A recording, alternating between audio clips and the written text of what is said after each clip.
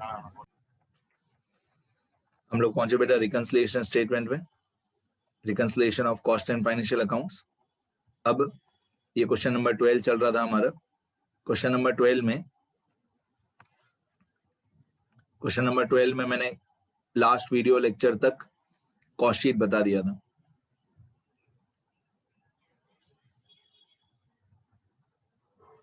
ये cost sheet मैंने आपको बता दिया था। इसका पर यूनिट का कॉलम हम लोग फाइंड आउट कर देते हैं। यदि ये 3,25,000 है डायरेक्ट मटेरियल, तो पहली 4 कॉस्ट को हम लोग डिवाइडेड बाय यूनिट्स प्रोड्यूस करते हैं। तो 3,25,000 को हम डिवाइडेड बाय हम लोग 2500 करेंगे। तो 3,25,000 डिवाइडेड बाय 2500, तो पर यूनिट आया 130।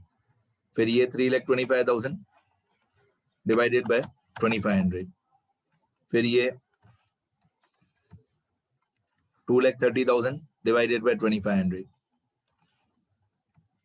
फिर ये 5,55,000 डिवाइडेड बाय 2500, फिर 1,15,000 डिवाइडेड बाय 2500, फिर 6,70,000 डिवाइडेड बाय 2500, फिर 67,000 डिवाइडेड बाय 2500, फिर 7,37,000 डिवाइडेड बाय 2500। मैं सबको डिवाइडेड बाय 2500 कर रहा हूँ, सुनते रहो।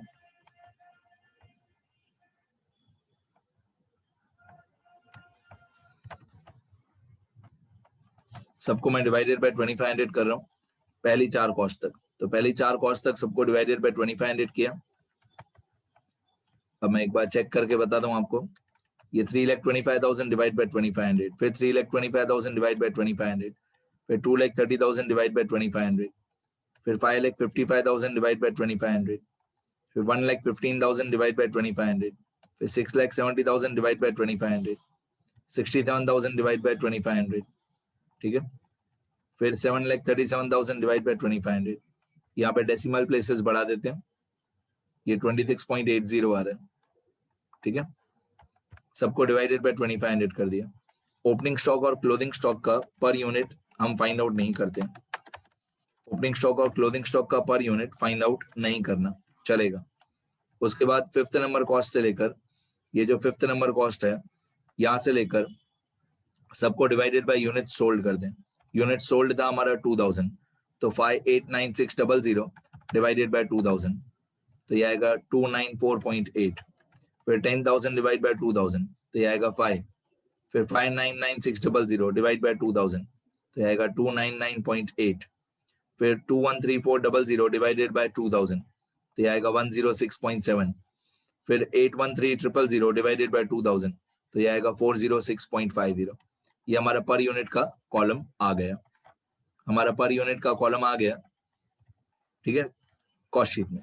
डन। अभी हमारा रिकंसिलिएशन, ये वर्किंग नोट मैंने कल बता दिए थे लास्ट वीडियो लेक्चर में, ये वैल्यूएशन ऑफ क्लोजिंग स्टॉक भी बता दिया था।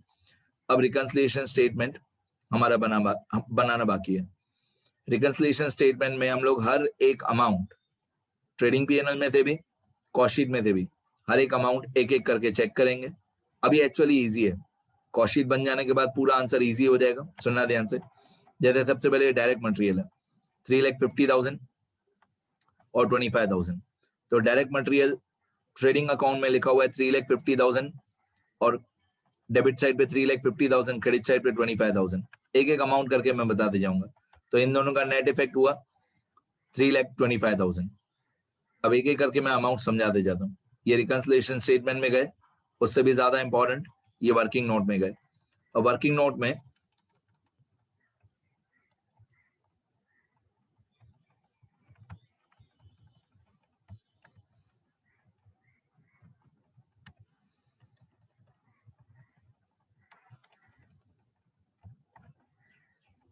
ये वर्किंग नोट में गए। वर्किंग नोट में सबसे पहले मैंने लिखा फर्स्ट पॉइंट, और मैंने यहाँ पे लिख दिया डायरेक्ट मटेरियल। Direct material. अब ट्रेडिंग पीएनएल में डेबिट साइड पे है 3,50,000 माइनस क्रेडिट साइड पे है 25,000, तो 3,50,000 माइनस 25,000, तो नेट इफेक्ट हुआ 3,25,000। ट्रेडिंग पीएनएल में 3,50,000 डेबिट है, 25,000 क्रेडिट है, तो इसका मतलब ये हुआ कि नेट इफेक्ट हुआ 3,25,000। डायरेक्ट मटेरियल का, ये है amount as per financial account. अब हम कॉस्ट शीट में जाके देखते हैं कि हमने कितना लिखा है। ऑब्वियसली सेम ही लिखा है, सब लोगों को मालूम है, ये कॉस्ट शीट है। कॉस्ट शीट में हम लोगों ने डायरेक्ट मटेरियल कितना लिखा है, 3,25,000, सेम ही है, जितना ट्रेडिंग पीएनएल में होता है उतना ही कॉस्ट शीट में होता है। कॉस्ट शीट में हम लोगों ने 3,25,000 लिखा है डायरेक्ट मटेरियल, तो amount as per cost account 3,25,000, ठीक है। तो डिफरेंस कितना होगा, amount as per cost account minus amount as per financial account, तो डिफरेंस होगा 0। अब क्योंकि ये डिफरेंस 0 है, मतलब ये रिकंसिलिएशन स्टेटमेंट में नहीं आएगा, क्योंकि डिफरेंस 0 है तो रिकंसिलिएशन स्टेटमेंट में हम कुछ भी नहीं लिखेंगे। हाँ, ये मैंने बहुत बार आपको बताया है कि रिकंसिलिएशन स्टेटमेंट में जिसका नाम ऊपर हो, यहाँ पे ऊपर नाम है profit as per cost account का, तो वही जिसका नाम यहाँ पे ऊपर हो उसी का कॉलम यहाँ पे आगे होना चाहिए। यहाँ पे पहला कॉलम कॉस्ट अकाउंट्स का ही होना चाहिए। रिकंसिलिएशन स्टेटमेंट में जिसका नाम ऊपर हो उसका यहाँ पे कॉलम पहले होना चाहिए। आगे बढ़ते हैं, इसके बाद ट्रेडिंग पीएनएल में जाते हैं और देखते हैं सेकंड अमाउंट क्या है। ये ट्रेडिंग पीएनएल में गए और हम देखते हैं कि सेकंड अमाउंट क्या है, डायरेक्ट लेबर 2,40,000 डेबिट साइड पे, क्रेडिट साइड पे 10,000, 240 माइनस 10। अब आंसर में जाते हैं, वर्किंग नोट में जाते हैं। यहाँ पे वर्किंग नोट में मैं सेकंड पॉइंट करके लिखूंगा direct labour, second point direct labour, trading PNL में लिखा हुआ है 2,40,000 डेबिट साइड पे माइनस 10,000 क्रेडिट साइड पे, तो बाकी कितना बचा, बाकी नेट इफेक्ट बचा इसका 2,30,000। तो ट्रेडिंग पीएनएल में डायरेक्ट लेबर लिखा हुआ है 240 डेबिट माइनस 10,000 क्रेडिट, तो नेट इफेक्ट हुआ 2,10,000। तो अभी हम लोग ये देखते हैं कि कॉस्ट शीट में कितना लिखा हुआ है डायरेक्ट लेबर, यही लिखा हुआ है, सेम अमाउंट ही लिखी हुई है। कॉस्ट शीट में डायरेक्ट लेबर कितना लिखा हुआ है, ये कॉस्ट शीट है, कॉस्ट शीट में डायरेक्ट लेबर यही लिखा हुआ है, सेम अमाउंट लिखी हुई है 2,30,000 सेम। तो जितना ट्रेडिंग पीएनएल में है उतना ही कॉस्ट शीट में है 2,30,000। तो amount as per cost account 2,30,000, ठीक है। तो डिफरेंस कितना हुआ, डिफरेंस हुआ 0, मतलब ये भी रिकंसिलिएशन स्टेटमेंट में नहीं आएगा। ऐसे एक एक अमाउंट दोनों जगह पे कंपेयर करेंगे। ट्रेडिंग पीएनएल क्वेश्चन में है, कॉस्ट शीट हमारे आंसर में है, तो हर एक अमाउंट एक एक करके कंपेयर करते जाएंगे। चलो इसके बाद फिर से ट्रेडिंग पीएनएल में जाएंगे। ट्रेडिंग पीएनएल में जाके क्वेश्चन में थर्ड अमाउंट देखेंगे कौन सी है, यहां से लेकर सब रिकंसिलिएशन में आएगा, सब आएगा।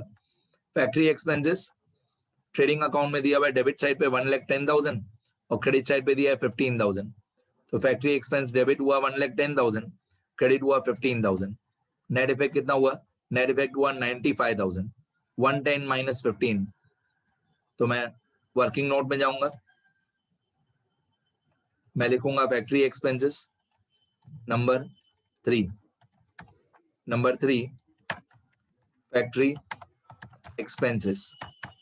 अब ये डेबिट में लिखा हुआ है 1,10,000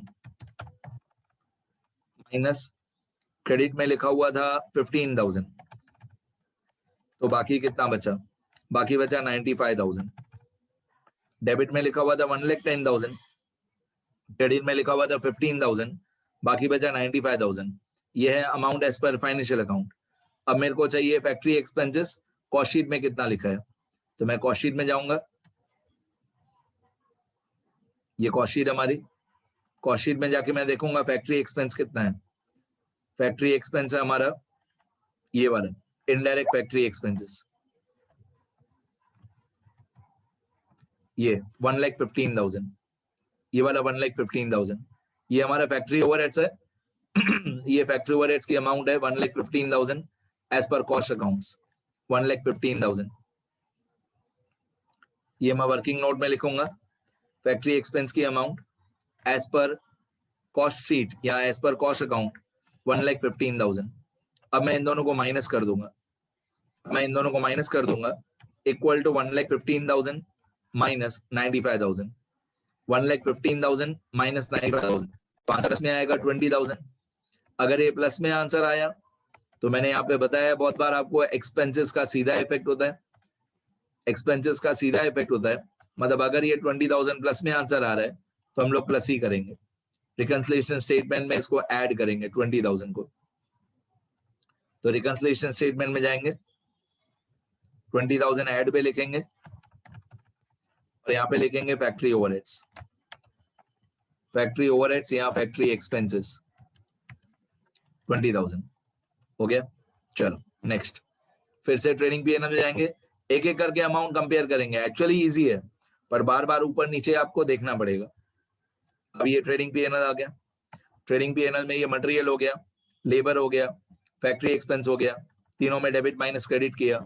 अब मैं पहले पूरा डेबिट साइड कंप्लीट करता हूँ।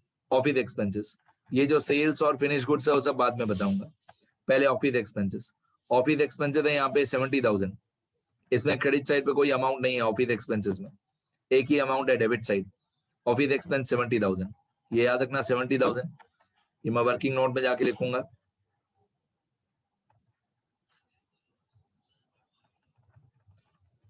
ऑफिस एक्सपेंसेस 70,000, ये 70,000। Number 4 office expenses. अब ऑफिस एक्सपेंसेस में amount as per financial account 70,000 दिया हुआ है, ये amount as per financial account 70,000 दिया हुआ है। अब मेरे को ये देखना है कि ऑफिस एक्सपेंसेस में amount as per cost account कितना है, तो मैं कॉस्ट शीट में जाऊंगा और देखूंगा कितना है ऑफिस एक्सपेंसेस कॉस्ट शीट में। तो कॉस्ट शीट में ऑफिस एक्सपेंसेस ये रहा 67,000, इनडायरेक्ट ऑफिस ओवरहेड्स ये वाला 67,000, ठीक है। ये है एज पर क्या, कॉस्ट अकाउंट्स 67,000, तो 67,000 है office overheads as per cost account. तो एज पर कॉस्ट अकाउंट 67,000, ये ऑफिस ओवरहेड्स या indirect office overheads 67,000 as per cost accounts, as per cost account 67,000, as per financial account 70,000। अब इन दोनों का डिफरेंस मतलब 67,000 माइनस 70,000, 67 माइनस 70, तो आंसर आएगा -3। अब एक्सपेंसेस का सीधा इफेक्ट होता है, तो ये -3,000 जो है ये माइनस में आ रहा है, तो हम लोग भी इसको माइनस ही करेंगे, मतलब लेस करेंगे। तो यहाँ पे लेस पे जाएंगे और इधर 3,000 लिखेंगे ऑफिस एक्सपेंसेस। ऑफिस एक्सपेंसेस बोल सकते हो, यहाँ ओवरहेड्स बोल सकते हो, 3,000 डन। वापस ट्रेडिंग पीएनएल में जाएंगे, एक एक एंट्री करके आराम से सॉल्व करेंगे। तो ट्रेडिंग पीएनएल में जाएंगे, ऑफिस एक्सपेंसेस हो गया हमारा, इसके बाद है सेल्स एक्सपेंसेस 15, है बहुत इजी बट थोड़ा लेंदी लगेगा आपको, क्योंकि मैं बार बार स्क्रीन को ऊपर नीचे स्क्रॉल करूंगा तो थोड़ा आपको लेंदी लगेगा। बट एग्जाम में क्या होगा, ये ट्रेडिंग पीएनएल आपके क्वेश्चन पेपर में होगा, कॉस्ट शीट आपके आंसर पेपर में होगा, तो आप दोनों को सामने सामने दोनों पेजेस को रख के एक एक अमाउंट दोनों जगह पे कंपेयर करते जाओगे। अब सेल्स एक्सपेंसेस 15,000, ये 15,000 सेल्स एक्सपेंसेस है एज पर फाइनेंशियल अकाउंट्स, ये sales expenses 15,000 as per financial accounts. ये number 5 sales expenses as per financial account है 15,000, ठीक है। ये 15,000 हो गया एज पर फाइनेंशियल अकाउंट। अब मेरे को सेल्स एक्सपेंसेस चाहिए एज पर कॉस्ट अकाउंट, तो कॉस्ट शीट में जाना पड़ेगा। तो कॉस्ट शीट में जाएंगे, कॉस्ट शीट में जाके देखते हैं सेल्स एक्सपेंसेस कितना है, ये रहा सेल्स एक्सपेंसेस 10,000, कॉस्ट शीट में सेल्स एक्सपेंसेस है 10,000 ये वाला, ठीक है।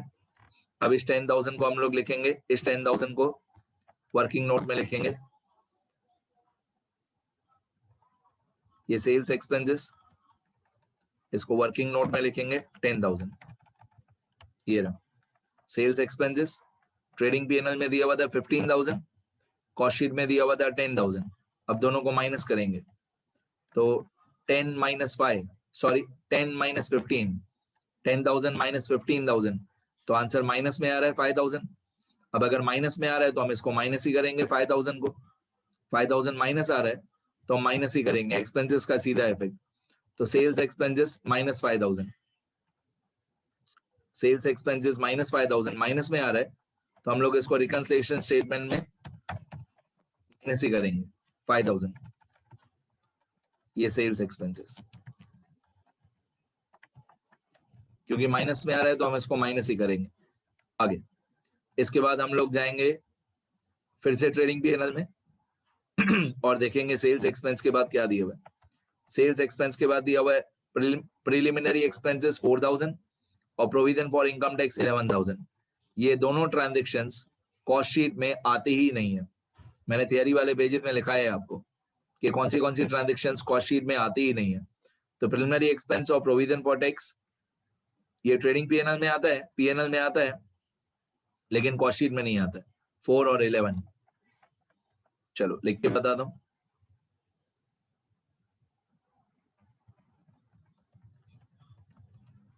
ये 4000 और 11000।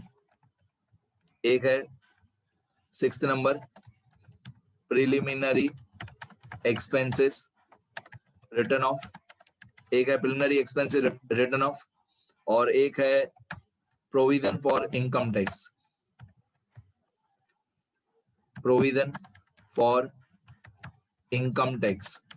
अब ये दो चीजें 4000 और 11000 ये दोनों चीजें पीएनएल अकाउंट में मतलब फाइनेंशियल अकाउंट में आती है। ये दोनों ट्रांजैक्शंस कॉस्ट शीट में आती ही नहीं है। तो amount as per cost account होगा 0, amount as per cost account होगा 0, क्योंकि ये दोनों ट्रांजैक्शंस कॉस्ट शीट में आती ही नहीं है। आप कॉस्ट शीट में देखोगे भी, चेक भी करोगे तो ये दोनों ट्रांजैक्शन नहीं मिलेगी आपको, पीएनएल में मिलेगी 4 और 11।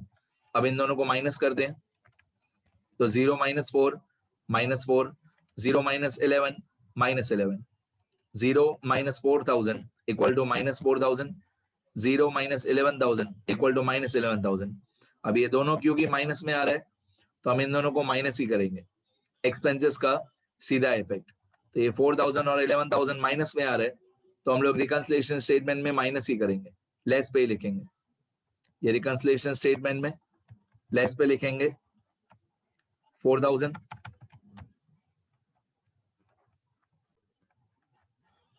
तो ये 4000 लेस वाला लेस ही होगा और 11000 ये भी लेस वाला लेस ही होगा।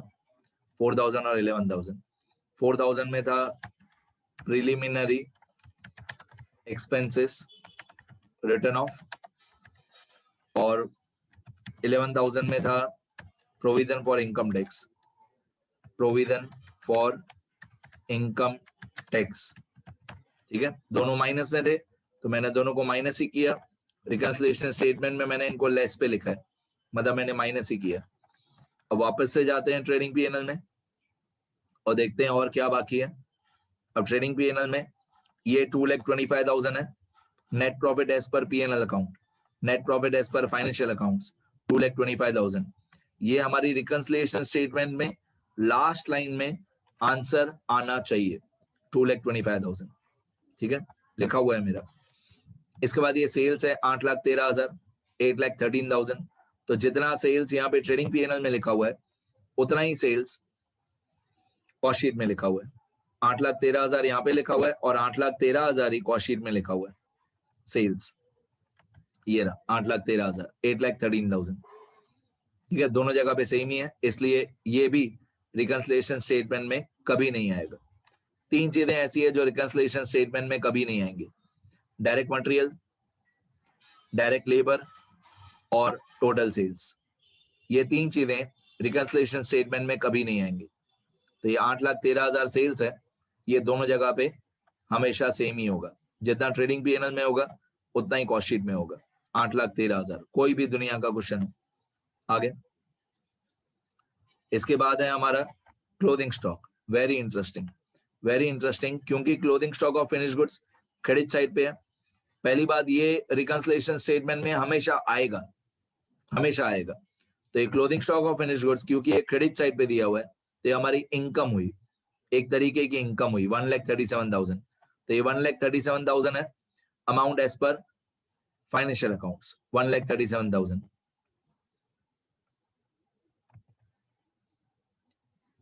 तो मैं इसको वर्किंग नोट में जाके इनकम्स में लिखूंगा, वर्किंग नोट में जाके मैं इसको इनकम्स में लिखूंगा 1,37,000।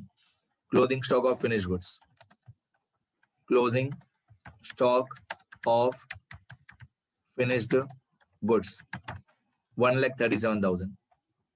क्योंकि ये क्रेडिट साइड पे दिया हुआ है इसलिए हम इसको इनकम्स में लिखेंगे। आपको याद होना चाहिए इनकम्स का उल्टा इफेक्ट होता है।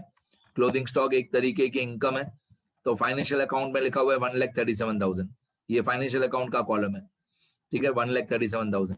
अब मैं कॉस्ट शीट में देखूंगा कितना है, तो कॉस्ट शीट में clothing stock of finish goods ये रहा, माइनस साइन को भूल जाओ, माइनस साइन को भूल जाओ। Clothing stock of finish goods है 1,474,000, 1,474,000 और इसकी वैल्यूएशन भी मैंने करके बताई थी यहाँ पे 1,474,000, ये वैल्यूएशन भी बताया था मैंने आपको। ये है एज पर क्या कॉस्ट अकाउंट्स 1,474,000, 1,474,000। अब इसको माइनस करके देखते हैं कितना आता है, तो इन दोनों को माइनस करके आ रहा है 10,400, मतलब 1,474,000 माइनस 1,37,000, तो आंसर आ रहा है 10,400 प्लस में, आंसर आ रहा है 10,400 प्लस में, मतलब 1,474,000 माइनस 1,37,000 इक्वल टू 10,400 प्लस में आ रहा है, प्लस में आ रहा है तो हम लोग इसको माइनस करेंगे। इनकम्स का उल्टा इफेक्ट होता है, 10,400 हम लोग माइनस करेंगे, तो हम लेस पे लिखेंगे, ये लेस पे लिखेंगे 10,400, यहाँ पे नंबर लिखेंगे 5, closing stock of finished goods, closing stock of finished goods, closing stock of finished goods 10,400। चलो आगे, इसके बाद ट्रेडिंग पीएनएल में जाके देखते हैं और क्या रह गया। सेल्स दोनों जगह पे सेम है, फिनिश्ड गुड्स हो गया। वर्क इन प्रोग्रेस की तीनों क्रेडिट वाली अमाउंट्स, तीनों डेबिट वाली अमाउंट में से हमने माइनस कर दिया था, ये तीनों डेबिट माइनस तीनों क्रेडिट, सबसे पहले यही किया था हमने, तो ये तीनों अमाउंट हो गई है हमारी, ये 50,000 जस्ट तीनों का टोटल है, ठीक है, तो ये तीनों अमाउंट हमने डेबिट में से माइनस कर दिया था। ग्रॉस प्रॉफिट कभी भी पूरे चैप्टर में काम नहीं आएगा, ग्रॉस प्रॉफिट हमारे काम का नहीं है। बाकी बचा डिविडेंड रिसीव्ड और रेंट रिसीव्ड 20,000 और 5,000।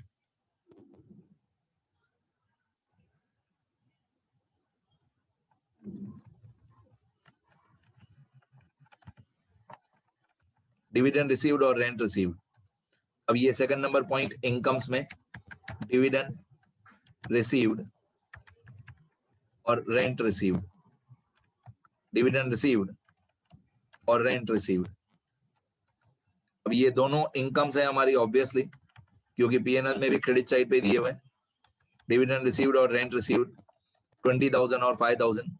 एक बार मैं फिर से दिखा देता हूं ट्रेडिंग पीएनएल में,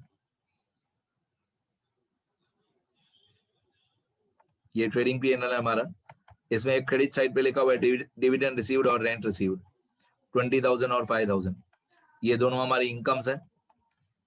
ये ऑब्वियसली दोनों इनकम्स ट्रेडिंग पीएनएल में आती है, डिविडेंड रिसीव्ड और रेंट रिसीव्ड 20,000 और 5,000 ट्रेडिंग पीएनएल में आता है, लेकिन कॉस्ट शीट में नहीं आता है, तो कॉस्ट शीट में इसकी अमाउंट होगी 0।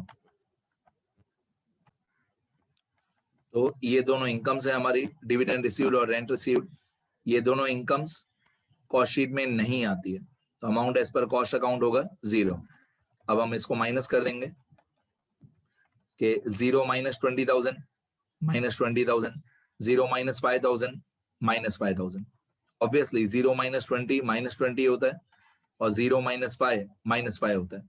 अब इनकम्स का उल्टा इफेक्ट होता है, तो ये दोनों यहाँ पे हुए माइनस, तो हमारे रिकंसिलिएशन स्टेटमेंट में होंगे प्लस 20,000 और 5,000, तो 20,000 और 5,000 रिकंसिलिएशन स्टेटमेंट में ऐड हो जाएगा, 20,000 एंड 5,000।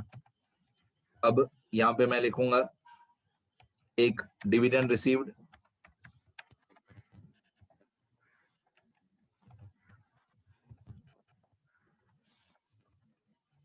और एक मैं लिखूंगा रेंट रिसीव्ड 20,000 और 5,000। डन। अब मैं फिर से ट्रेडिंग पीएनएल में जाऊंगा आखिरी बार और देखूंगा कुछ रह तो नहीं गया, नहीं कुछ भी रह नहीं गया, सिर्फ ये 2,25,000 नेट प्रॉफिट है एज पर फाइनेंशियल अकाउंट। ये एक बार मैं चेक कर लेता हूँ कि रिकंसिलिएशन स्टेटमेंट में मैंने प्रॉपरली लिखा है 2,25,000, ये रहा लास्ट लाइन में, रिकंसिलिएशन स्टेटमेंट में लास्ट लाइन में लिखा है 2,25,000, ठीक है। अब हम कॉस्ट शीट को चेक करेंगे कि कुछ कॉस्ट शीट में तो नहीं रह गया। 99.99% कभी भी कोई भी, सुनना ध्यान से बेटा, ये रूल कहीं पे शायद ही आपको ढूंढने से मिले। 99.99% कोई भी ऐसी ट्रांजैक्शन नहीं होगी जो कॉस्ट शीट में है लेकिन ट्रेडिंग पीएनएल में नहीं है। ऐसी कोई ट्रांजैक्शन होती ही नहीं है कि कॉस्ट शीट में हो लेकिन ट्रेडिंग पीएनएल में नहीं हो। ठीक है, तो फिर भी एक बार चेक कर लेना चाहिए। मटेरियल हो गया हमारा, ये 3,25,000 जस्ट टोटल है। जो 6 के 6 कॉस्ट है ना, 1 2 3 4 5 6, वो जस्ट टोटल है। ये 3,25,000 जस्ट टोटल है, छोड़ दो। लेबर हो गया हमारा, ये 5,55,000 जस्ट टोटल है, उसको छोड़ दो। फिर फैक्ट्री ओवरहेड्स हो गया हमारा, ये 6,70,000 जस्ट टोटल है, छोड़ दो। ऑफिस ओवरहेड्स हो गया हमारा, ये 7,37,000 जस्ट टोटल है, छोड़ दो। जो भी ये नंबर लिखे हुए 1 2 3 4 5 6, वो जस्ट टोटल्स हैं। ये 7,37,000 जस्ट टोटल है, वो कोई ट्रांजैक्शन नहीं है, उसको छोड़ दो। क्लोथिंग स्टॉक हो गया हमारा, ये 5,89,600 जस्ट टोटल है। सेल्स एक्सपेंसेस हो गया हमारा, ये 5,99,600 जस्ट टोटल है, छोड़ दो। Profit as per cost account 2,13,400, ये हमारे बहुत काम का है। Profit as per cost account 2,13,400, ये हमारे रिकंसिलिएशन स्टेटमेंट में फर्स्ट लाइन में आता है 2,13,400, ये 2,13,400। ठीक है, आगे और कॉस्ट शीट में क्या रह गया? इसके बाद सेल्स है। सेल्स तो दोनों जगह पे सेम होता है, जितना ट्रेडिंग पीएनएल में होता है उतना ही कॉस्ट शीट में होता है, तो सेल्स को भी छोड़ दो। ठीक है, जो भी ये नंबर्स हैं 1 2 3 4 5 6, जो 6 कॉस्ट हैं 5,99,600, ये जस्ट टोटल्स हैं, उनको छोड़ दो। चलो आगे, अब रिकंसिलिएशन स्टेटमेंट सिर्फ टैली करना है, सिर्फ रिकंसिलिएशन स्टेटमेंट को टैली करना है, टोटल करना है। तो ये हमारे 3 ऐड वाली अमाउंट्स, ये 3 ऐड वाली जो अमाउंट्स हैं इनका टोटल कर लेते हैं पहले। इक्वल टू सम फ्रॉम 20,000, 20,000, 5,000, तो 20 और 20 और 5 कितना होता है? 45। तो इन तीनों का टोटल आ गया हमारा 45,000, ये ऐड वालों का टोटल आ गया। अभी लेस वालों का total equal to sum of 3,000, 5,000, 4,000, 11,000, 10,400, इनका टोटल। मैंने बोला ना इस चैप्टर में कभी भी डेबिट क्रेडिट नहीं होता है, सिर्फ इनर कॉलम और आउटर कॉलम होता है। तो ये 5 अमाउंट्स का टोटल ये होता है 33,400, 33,400। अब मैं चेक करूंगा कि ये 21,3400 प्लस 45,000 और माइनस 33,400 इक्वल टू 2,25,000 आना चाहिए, ये मैं चेक करूंगा। देखो, इक्वल टू 21,3400 प्लस 45,000 माइनस 33,400, तो इक्वल टू कितना आना चाहिए? इक्वल टू 2,25,000 आना चाहिए। बताइए, सेम आंसर आ रहा है 2,25,000।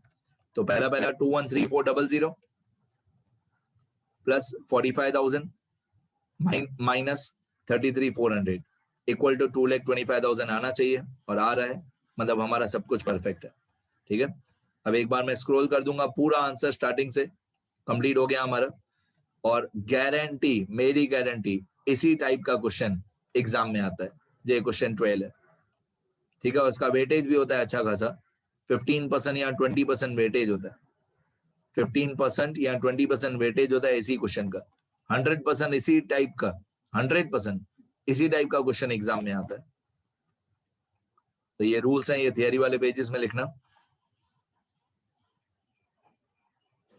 ये क्वेश्चन है, अगर आपको क्वेश्चन लिखना हो तो ये भी क्वेश्चन है, ये आंसर है, और ये हमने जो आंसर लिखा वो स्टेप 1 इस क्वेश्चन में करने की जरूरत नहीं है। अब यहाँ पे हर 2 सेकंड में वीडियो पॉज करके लिखते जाना। ये कॉस्ट शीट फर्स्ट कॉस्ट तक, ये फोर्थ कॉस्ट तक, ये एंड तक। फिर ये वर्किंग नोट्स बहुत इंपॉर्टेंट, ये यूनिट्स का फॉर्मूला, ये क्लोथिंग स्टॉक की वैल्यू कैसे निकालते हैं, बहुत इंपॉर्टेंट। फिर ये रिकंसिलिएशन स्टेटमेंट, पहले ऐड वाली सारी अमाउंट्स, फिर लेस वाली सारी अमाउंट्स। अभी तक भी मैंने लॉजिक अभी तक भी मैंने लॉजिक नहीं बताया है कि ऐड वाले ऐड क्यों होते हैं या लेस वाले लेस क्यों होते हैं। उसका लॉजिक मैंने अभी तक नहीं बताया, मैं एक अलग से वीडियो बना दूंगा उसका। ये वर्किंग नोट्स,